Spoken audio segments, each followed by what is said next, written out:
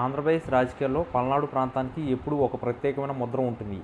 ఇక్కడి మాటల యుద్ధం కేవలం విమర్శలకే పరిమితం కాకుండా పాత కక్షలను, గతాన్ని తీసే విధంగా సాగుతుంటుంది. తాజాగా మాజీ ఎమ్మెల్యే పిన్నెమనేని రామకృష్ణారెడ్డి చేసిన వ్యాఖ్యలు రాష్ట్ర రాజకీయ వర్గాల్లో పెను సంచలనం సృష్టిస్తున్నాయి.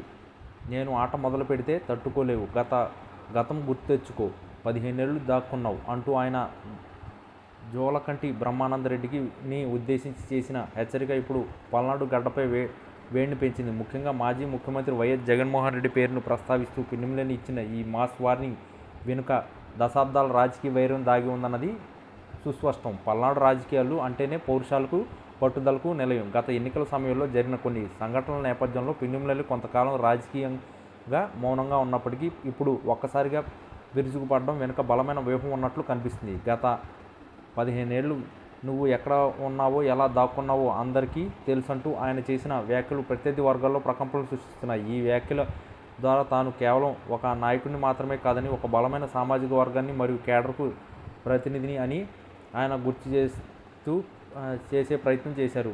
జగన్ పేరు చెప్పి ఈ హెచ్చరికలు చేయడం ద్వారా పార్టీ అధినాయకత్వం అండదండలు తనకు పుష్కలంగా ఉన్నాయని, తాము తగ్గే ప్రసక్తే లేదని పిన్నెమనేని స్పష్టం చేశారు. రాజకీయాల్లో గెలుపోవటములు సహజం, కానీ పల్నాడులో మాత్రం అధికారం మారినప్పుడల్లా పాత లెక్కల పరిష్కారం మొదలవుతుంది.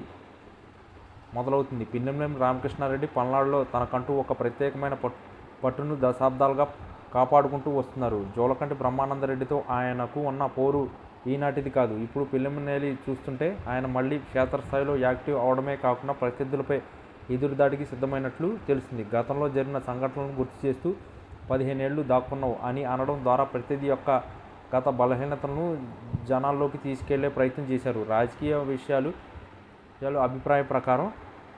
విశ్లేషకుల అభిప్రాయం ప్రకారం ఈ రకమైన తీవ్రమైన వ్యాఖ్యలు రాబోయే రోజుల్లో పల్నాడు ప్రాంతంలో రాజకీయ ఘర్షణకు దారితీసే అవకాశం ఉంది. జగన్ నాయకత్వంలో తాము బలమైన పోరాటం చేస్తామని, గతంలో తాము చూపించిన సాహసాన్ని బలహీనతగా భావించవద్దని ఆయన హెచ్చరించడం చర్చనీయాంశమైంది. పిన్నెమనేని మాటల్లోని తీవ్రతను గమనిస్తే ఆయన తన రాజకీయ ఉనికిని చాటుకోవడానికి మరియు తన అనుచరుల్లో ఉత్సాహం నింపడానికి ఈ రకమైన మాస్ వార్నింగ్ ఇచ్చుకున్నట్లు అర్థమవుతుంది. పల్నాడు రాజకీయాలు ఎప్పుడూ ఒక యుద్ధ భూమిని తలపిస్తాయి. ఇక్కడ మాటల తోటాలు పేలాయంటే దాని ప్రభావం క్షేత్రస్థాయి వరకు బలంగా ఉంటుంది. పిన్నెమనేని చేసిన ఈ వ్యాఖ్యలు ఇప్పుడు సోషల్ మీడియాలో కూడా వైరల్ అవుతున్నాయి. ముఖ్యంగా నేను ఆట మొదలు పెడితే తట్టుకోలేవు అన్న మాట ఒక డైలాగ్ లాగా జనాల్లోకి వెళ్ళిపోయింది. రాజకీయాల్లో విమర్శలు, ప్రతి విమర్శలు సహజమే. అయినా వ్యక్తిగత దోషాలను మరియు గత చరిత్రలు తవ్వి తీయడం అనేది ఇక్కడ ఒక ఆనవాయితీగా మారింది. రాబోయే కాలంలో పల్నాడు రాజకీయాల్లో ఇంకెన్ని మలుపులు చోటు చేసుకుంటాయో వేచి చూడాలి.